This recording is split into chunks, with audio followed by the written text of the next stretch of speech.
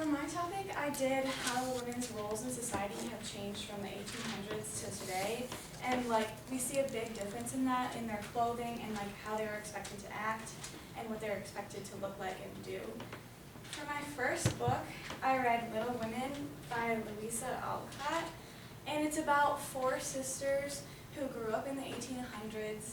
And they really had a desire to be married, all of them. That's what they were expected to do during that time. That was what their dream was, to become married. But they have differences in that dream. Like, one marries a poor professor, which shows that it wasn't just for marrying rich. It was they would marry poor too and not take that dream. The second book I read was Alias Grace. It's about a woman who goes to prison in the 1800s for murder. And it's about, she tells stories of her life before she was in prison and in prison then. And the person that she murdered someone with was actually hung, so she was lucky.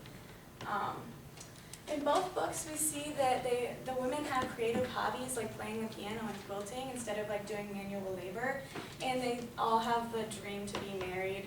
And the differences between them is that in Little Women they were wealthy, and so they had decadent clothing like big hats, big dresses, and then the servant girl in Alias Grace had less decadent clothing and was a lot more poor and didn't have as much as the women in Little Women. Susan B. Anthony is a main person in the women's rights movement in the 1800s.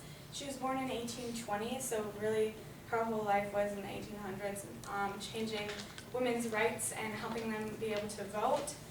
She actually never married either, so she didn't follow society's standards.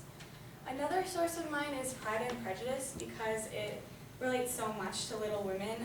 It really just reinforces that idea that they wanted to marry, they were wealthy, they wore big dresses. It's about 5 sisters instead of 4, so it's really just a lot similar to Little Women.